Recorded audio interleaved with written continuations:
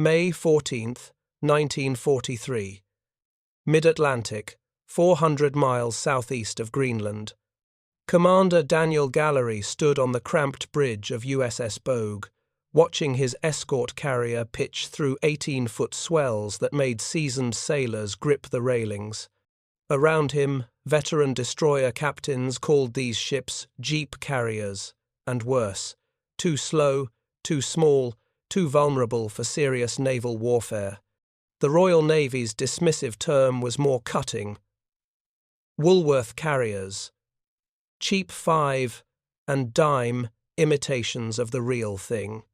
Military doctrine said aircraft carriers belonged with fast carrier task forces, projecting power across thousands of miles of Pacific Ocean. Escort carriers, converted from merchant hulls in months rather than years, seemed like desperate improvisation rather than serious weapon systems.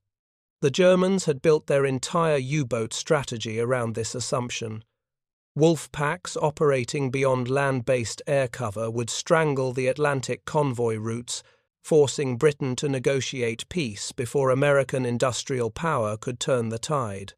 But as Bogue's radar operator called out another surface contact, and her flight deck crew scrambled Grumman Avengers into rain-lashed skies, something the Kriegsmarine never anticipated was about to unfold. In 18 months across the killing grounds of the Atlantic, these ridiculed baby Flattops would sink 53 U-boats and break the back of Germany's submarine force. 1 escort carrier, 12 aircraft, weapons that naval architects said couldn't possibly work in mid-ocean conditions. The Germans had no idea what was coming. The escort carrier emerged from British desperation in 1940, when the Royal Navy faced a tactical problem that threatened national survival.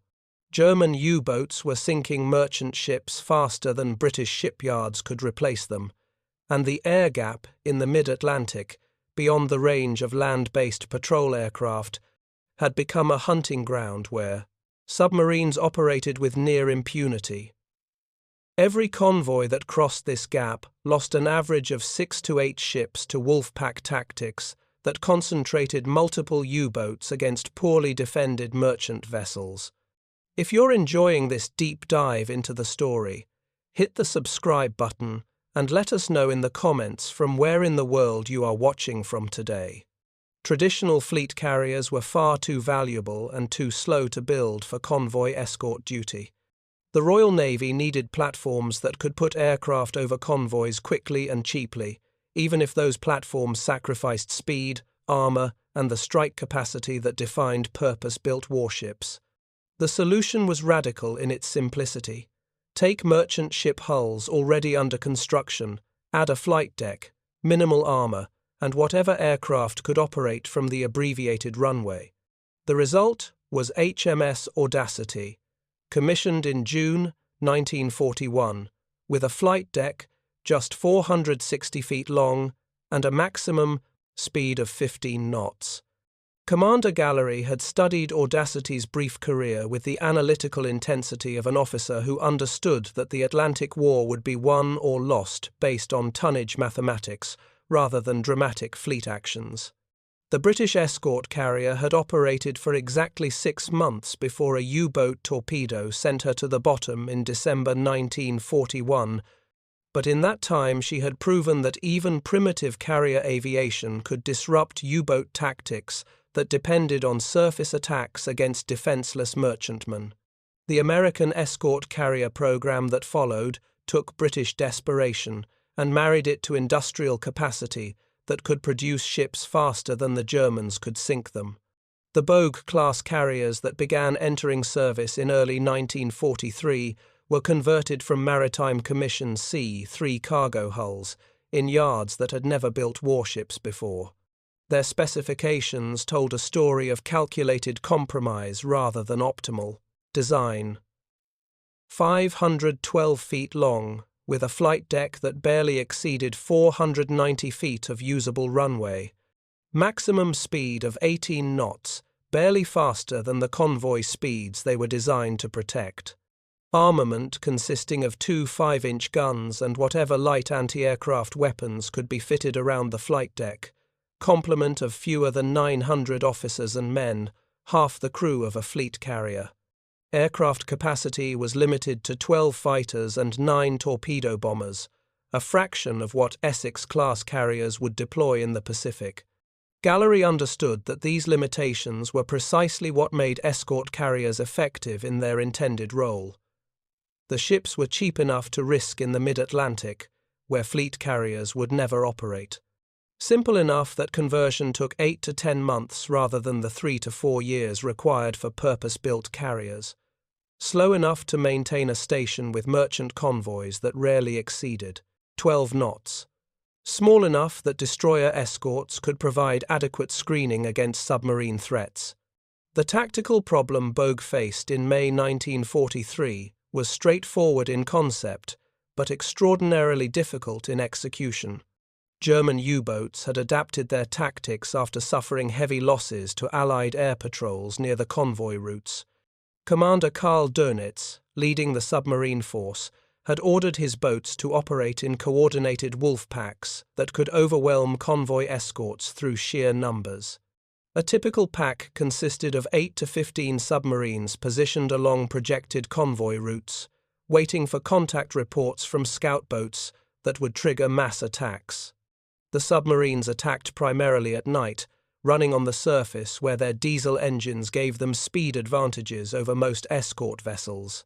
Their low profiles made them nearly impossible to detect visually in darkness or rough weather.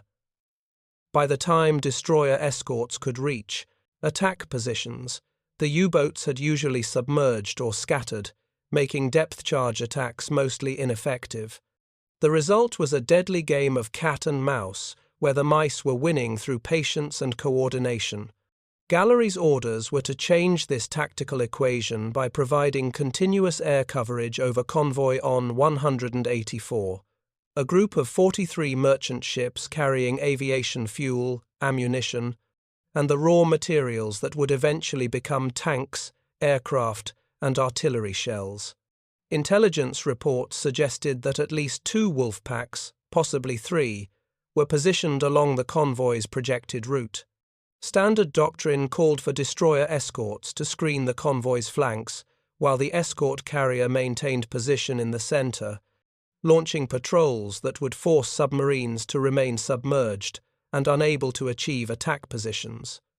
The limitations of escort carrier aviation became apparent during Bogue's first patrol cycle. The Grumman TBF Avenger torpedo, bombers that constituted her primary anti-submarine weapon, carried radar sets that could detect surfaced U-boats at ranges up to 10 miles in favorable conditions, but the North Atlantic in spring rarely provided favorable conditions. Rain, fog, and heavy seas degraded radar performance and made visual searches nearly impossible. The aircraft themselves, designed for strikes against Japanese shipping in the Pacific, were poorly adapted to the endurance requirements of Atlantic patrol work. Lieutenant Commander William Drain, leading Bogue's Composite Squadron 9, had calculated that his aircraft could maintain patrol stations roughly 60 miles from the carrier for approximately 4 hours before fuel limitations forced their return. This gave the escort carrier an effective coverage radius that extended well beyond what destroyer escorts could achieve, but still left vast areas of ocean where U-boats could operate without immediate detection. The key was not comprehensive coverage, which was impossible with 12 aircraft, but rather creating enough uncertainty in German tactical planning that submarine commanders could never be certain when aircraft might appear overhead.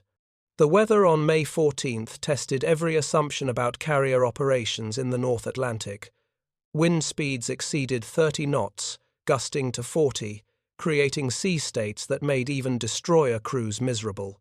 Bogue's flight deck, elevated 40 feet above her waterline, pitched through arcs that would have grounded flight operations on purpose-built carriers. But Gallery had studied the British experience and understood that escort carriers existed to operate in exactly these conditions. If they could only launch aircraft in calm seas, they were useless for the mission that justified their existence. Drain's Avengers launched into conditions that naval aviators would remember as barely controlled chaos. The abbreviated flight deck gave them perhaps 300 feet of usable runway after accounting for the aircraft spotted aft. Catapults that might have assisted takeoff were absent from the Bogue-class design, forcing pilots to rely on engine power alone to achieve flying speed before reaching the bow. The margin for error was measured in seconds and feet rather than the comfortable buffers available on fleet carriers. The first Avenger cleared the deck with perhaps 20 feet to spare, its Pratt & Whitney radial engine straining to lift the aircraft and its depth charges into wind that threatened to slam it back into the ocean. Drain banked sharply to avoid the carrier's superstructure, feeling the controls respond with the sluggish authority that characterized heavily loaded aircraft in turbulent air. Behind him, his radio man and gunner had already begun deploying the radar antenna that would serve as their primary search tool once they reached patrol station. German U-boat commanders operating in the mid-Atlantic during spring 1943 believed they understood Allied capabilities well enough to predict when they faced serious threats. Dönitz had briefed his captains extensively on British anti-submarine tactics, emphasizing that air patrols meant immediate dive protocols and evasive maneuvers. But the briefings assumed that patrol aircraft would be land-based planes operating from Iceland or Newfoundland, not carrier aircraft that could appear anywhere a convoy travelled. Kapitän-Leutnant Heinrich Hassenschaar commanded U-boat 118, a Type XB minelayer that had been converted for standard patrol duties after proving too slow for mine-laying operations in heavily defended waters. His boat displaced nearly 2,000 tons submerged, carried 23 torpedoes, and mounted a 105mm deck gun that could engage merchant ships without expending precious torpedoes. He had been at sea for 37 days, operating as part of Group Elbe, a wolf pack of 14 submarines positioned along the convoy routes between Newfoundland and Iceland. The tactical situation that Hassenschaar faced on the afternoon of May 14th seemed almost ideal by U-boat standards. His hydrophone operator had detected merchant ship propellers at a range of approximately 12 miles, indicating a large convoy moving at standard speed. Weather conditions made surface detection unlikely, and the nearest known Allied airbase was more than 400 miles distant. Standard doctrine called for surfacing, running ahead of the convoy on diesel power to achieve an attack position, then submerging to launch torpedoes as the merchant ships passed overhead. What Hassenschaar's intelligence briefings had not prepared him for was the possibility of carrier aircraft operating in these sea conditions. When his lookout spotted Drain's Avenger approaching from the northwest at an altitude of approximately 800 feet, the U-boat was fully surfaced and completely exposed. The crash dive alarm sounded immediately, but the physics of submarine operations allowed no shortcuts. U-118 would require at least 60 seconds to submerge fully, and during that time she would be vulnerable to any weapons the aircraft might carry. Drain's radar operator had picked up the submarine's surface return at a range of 7 miles, giving the Avenger crew time to plan their attack approach. The TBF carried 4 depth charges in its bomb bay, each containing 650 pounds of Torpex explosive designed to create shock waves that could crush submarine pressure hulls. The weapons were crude by later standards, requiring the aircraft to overfly the target at low altitude and release the charges in a pattern calculated to bracket the submarine's projected position. The tactical problem was timing. If Drain attacked while the U-boat was still on the surface, his depth charges would detonate too shallow to cause serious damage. If he waited too long, the submarine would reach depths where the shock waves would dissipate before reaching the hull. The solution required judgment born from training that most escort carrier pilots had received only months earlier. Drain brought his Avenger down to 50 feet, approaching the submarine's last known position at 190 knots indicated airspeed. The rough seas that had made flight operations so dangerous now worked in his favor by obscuring his aircraft from U-boat lookouts until the last possible moment. When U-118's conning tower disappeared beneath the waves, he began counting seconds, calculating the submarine's depth based on standard dive rates that Allied intelligence had documented from captured German boats. The depth charges left the Avenger's bomb bay at calculated intervals, each one entering the water roughly 70 feet apart. They sank according to preset fuses that would detonate them at depths calculated to catch submarines attempting standard evasive dives. The explosions erupted in sequence, creating pressure waves that propagated through water far more efficiently than through air. On the surface, the detonations appeared as massive columns of white water that rose 100 feet before collapsing back into the ocean. Below the surface, Hasan felt his boat shudder as shock waves hammered the pressure hull from multiple directions. The attacks had missed by perhaps 50 feet, close enough to spring rivets and crack welds, but not close enough to breach the hull completely. His damage control teams reported flooding in the forward torpedo room and loss of hydraulic pressure to the diving planes. The boat was still seaworthy, but her ability to operate at depth had been compromised. The tactical implications were immediate and severe. A U-boat that could not dive safely was a U-boat that could not attack convoys or evade destroyer escorts. Hasan faced the choice between attempting to reach French ports 800 miles distant or surfacing to fight it out with aircraft that would certainly return.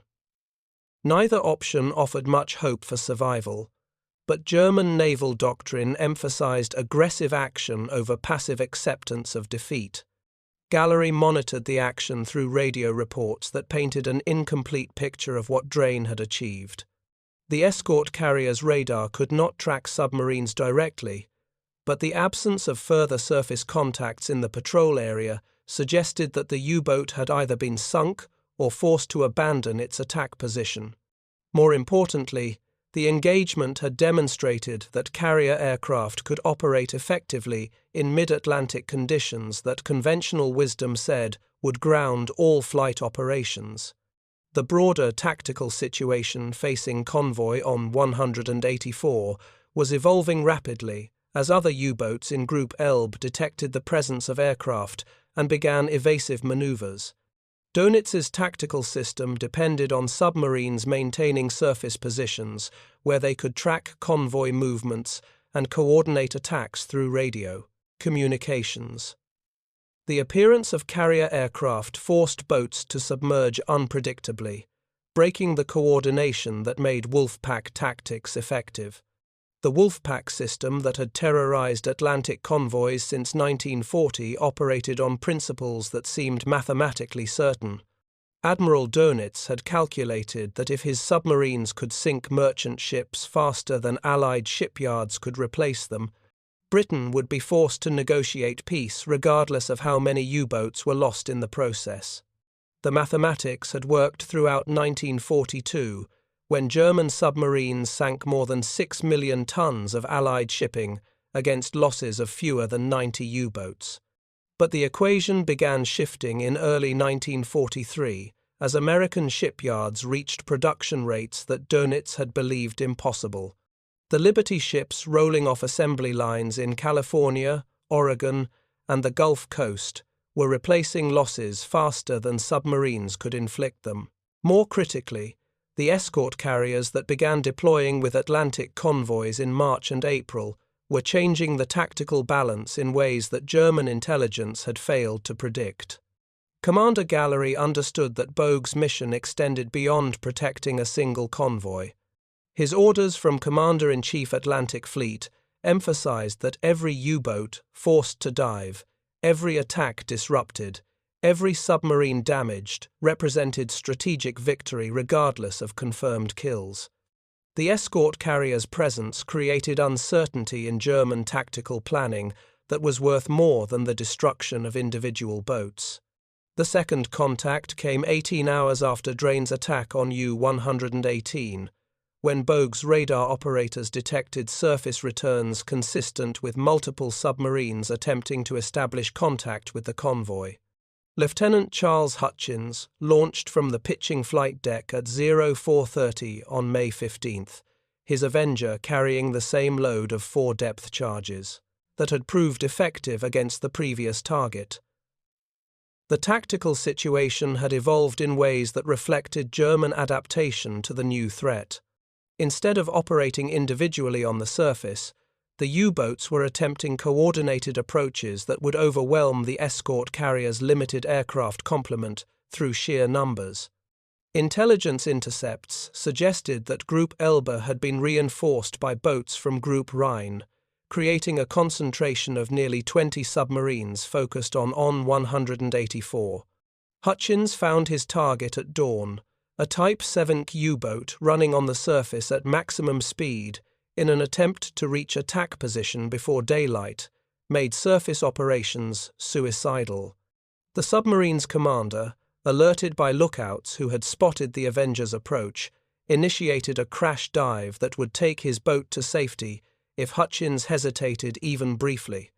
But escort carrier pilots had been drilled in the precise timing required to catch diving submarines, and Hutchins had practiced the attack profile until it became automatic.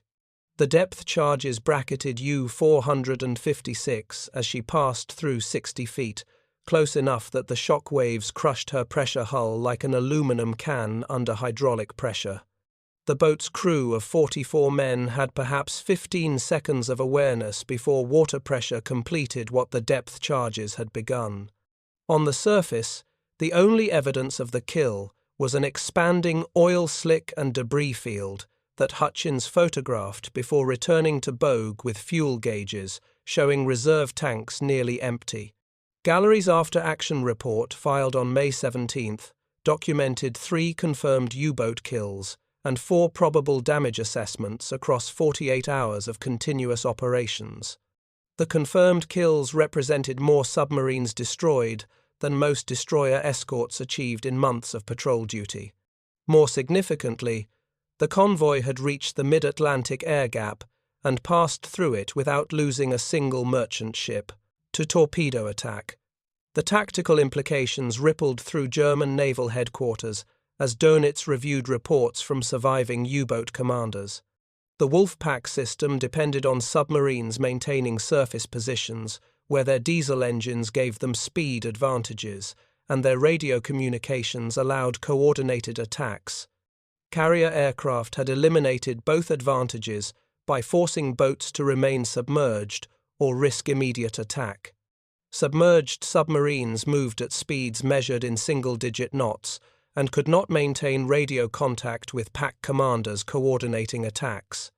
Captain Giles Short assumed command of USS Card in June 1943, with orders to replicate Bogue's success across the broader Atlantic convoy routes. His escort carrier displaced the same 11,000 tons as Gallery's ship, carried the same complement of 12 fighters and 9 torpedo bombers, and suffered from the same limitations that made naval architects dismissive of the entire class. But Short had studied British anti-submarine doctrine and understood that escort carriers were force multipliers rather than independent strike platforms. The hunter-killer group concept that Short pioneered transformed escort carriers from passive convoy defenders into aggressive submarine hunters. Instead of remaining tied to slow merchant convoys, Card and her destroyer escorts operated independently, searching areas where U-boat concentrations had been detected through radio direction finding and signals intelligence. The tactical shift allowed continuous air operations focused entirely on locating and destroying submarines rather than reactive defense of merchant ships.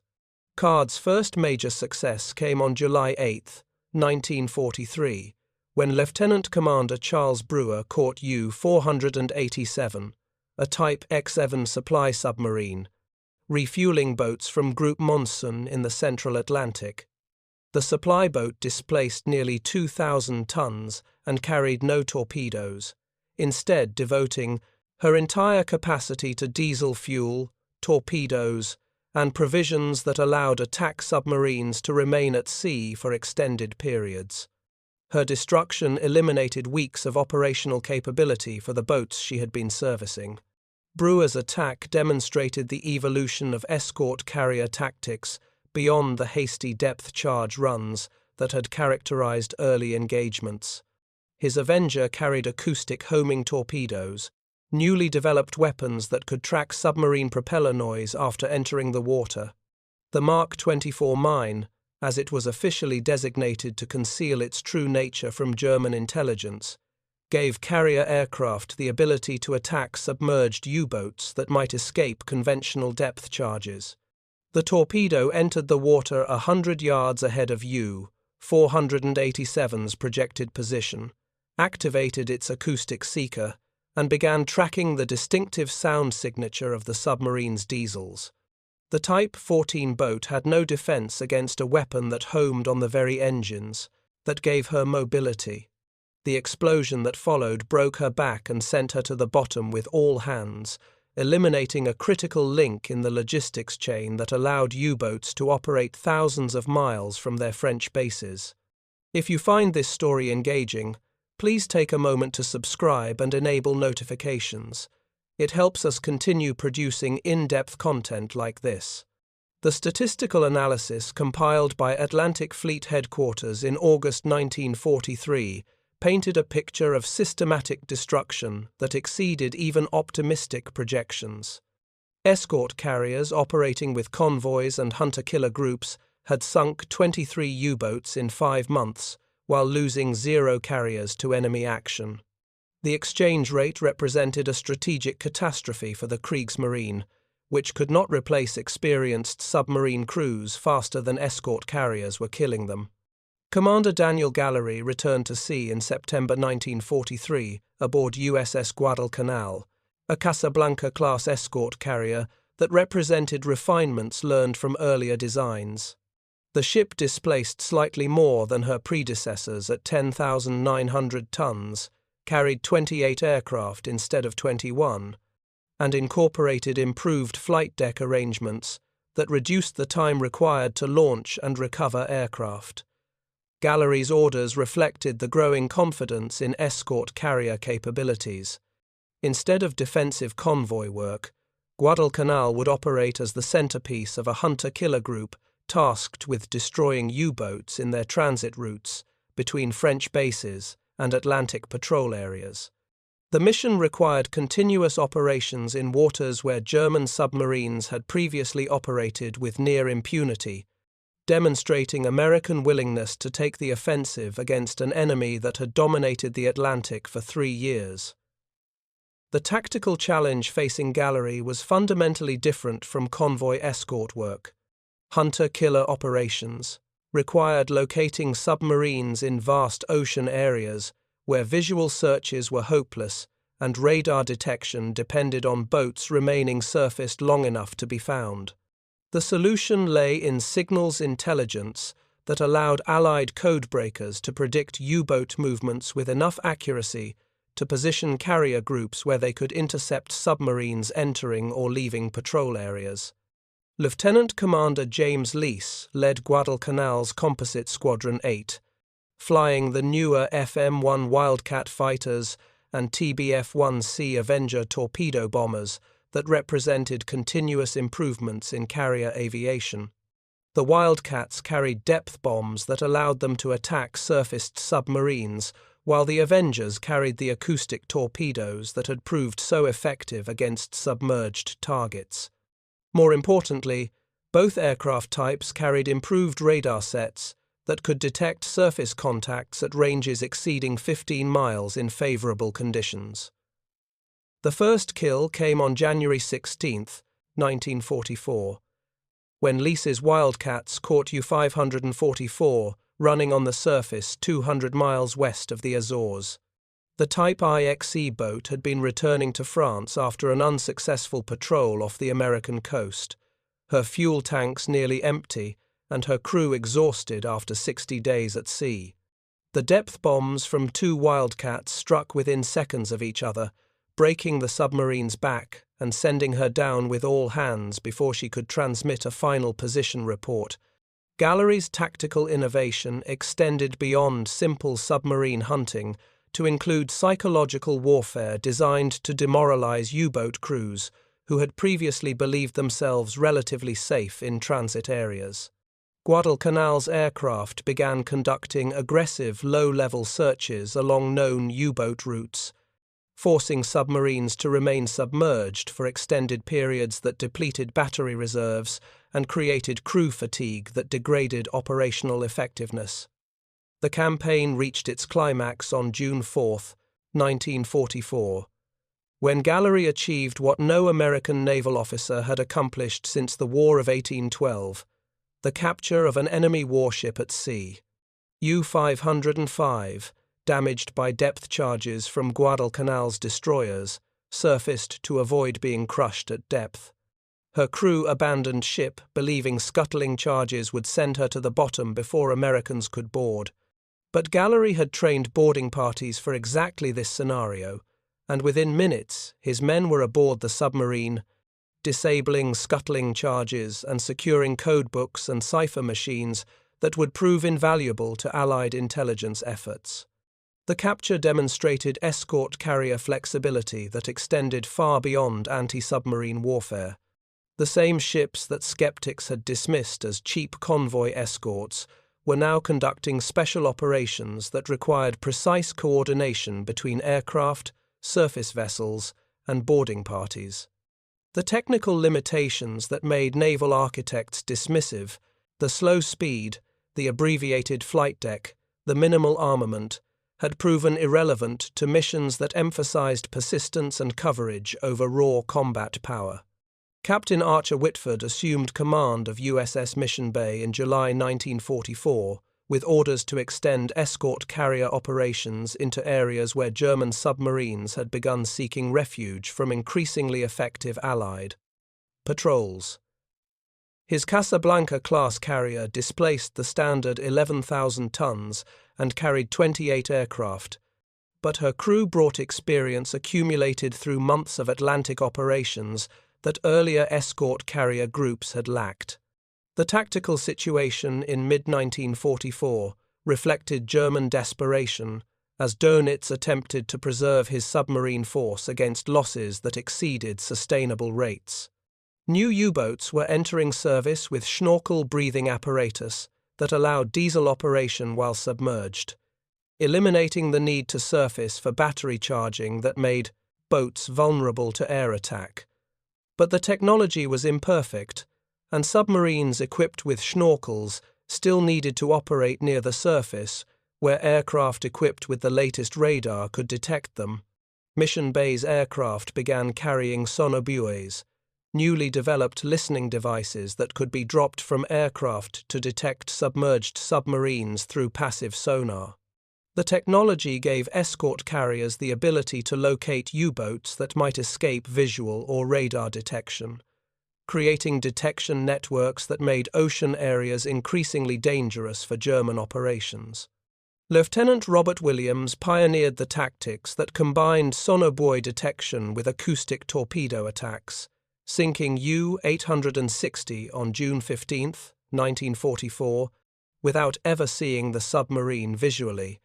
The statistical summary compiled by Atlantic Fleet in September 1944 documented the systematic destruction of German submarine capability across 18 months of escort carrier operations. 53 U-boats confirmed destroyed by carrier aircraft, with another 27 probable kills, where debris and oil slicks suggested successful attacks, but could not be verified through captured documents or survivor testimony. The numbers represented more than tactical success. They marked the complete failure of the Wolfpack system that had nearly severed Britain's Atlantic lifeline. The tonnage mathematics that Dönitz had relied upon reversed completely during 1944. American shipyards were producing merchant ships faster than submarines could sink them, while escort carriers were destroying U-boats faster than German yards could replace them. More critically, the experienced submarine crews that had dominated Atlantic warfare in 1942 were being systematically eliminated, replaced by inadequately trained crews whose survival prospects declined with each patrol. Commander Gallery reviewed intelligence summaries in October 1944 that painted a picture of an enemy submarine force approaching collapse. German U-boat command was ordering boats to avoid surface operations entirely, restricting them to submerged patrols that reduced their effectiveness to near zero. The submarines that had terrorized Atlantic convoys were now hunted relics, operating in an environment where every advantage belonged to Allied anti-submarine forces. The final irony of the escort carrier campaign lay in the timing of their greatest success. By late 1944, naval architects had developed new destroyer escorts, with improved anti-submarine weapons and the range to operate throughout the Atlantic. Land-based aircraft equipped with advanced radar and acoustic torpedoes could cover areas that had previously been beyond their reach. The escort carriers that had been dismissed as desperate improvisation were being phased out of Atlantic service, their mission accomplished and their ships needed for Pacific operations, where Japanese kamikaze aircraft posed threats that small carriers were poorly equipped to counter. USS Bogue, the escort carrier that had pioneered hunter-killer tactics in May 1943, was decommissioned in November 1946, with a service record that included 9 confirmed U-boat kills and participation in operations that had fundamentally altered the course of the Atlantic War. Her crew of fewer than 900 men had operated a ship that naval planners considered inadequate for serious combat, proving that tactical innovation and aggressive employment could overcome any limitation that peacetime doctrine might impose. The baby flattops that officers had mocked as Woolworth carriers had sunk more U-boats in 18 months than the entire Royal Navy had destroyed in 3 years of convoy warfare. The cheap conversions rushed into service from merchant hulls had proved more effective than purpose-built warships, costing 10 times as much and taking years to construct. Most importantly, the escort carriers had demonstrated that American industrial capacity, properly directed towards solving specific tactical problems, could produce weapons systems that changed the strategic balance, regardless of how crude or improvised they might appear. The 53 confirmed U-boat kills represented more than statistics in naval records. Each submarine eliminated 40 to 50 trained crew members who could not be replaced. Each attack disrupted weeks or months of operational capability. Each boat forced to abort patrol missions represented merchant ships that reached port safely and cargo that fed British cities or equipped Allied armies preparing for the invasion of Europe. The broader implications extended far beyond the Atlantic campaign itself. The escort carriers that proved so effective against U-boats pioneered technologies and tactics that would influence naval warfare for decades. Acoustic homing torpedoes, sonobuoy detection networks, hunter-killer group coordination. These innovations emerged from the crucible of Atlantic operations, where escort carriers operated in conditions that would have grounded less capable platforms. Commander Gallery's final report on Guadalcanal's operations, filed in March 1945, emphasized that escort carrier success stemmed from willingness to employ inadequate ships aggressively rather than waiting for perfect solutions that might never arrive. The naval architects who had dismissed baby flattops as unsuitable for combat had failed to understand that warfare rewarded adaptability and innovation over theoretical perfection. The ships that seemed too slow, too small, too vulnerable had proven decisive, because their commanders refused to accept peacetime limitations in wartime conditions. The U-boat threat that had nearly strangled Britain's Atlantic lifeline was broken not by battleships or fleet carriers, but by converted merchant ships, operating aircraft that could barely operate in North Atlantic weather. The wolf packs that had terrorized convoys throughout 1942 were hunted to extinction by pilots flying from flight decks that pitched through arcs no purpose-built carrier would tolerate. The tactical problem that had seemed insoluble in early 1943 was resolved through weapons systems that existed only because American industrial capacity could produce ships faster than critics could explain why they would never work. Thank you for watching.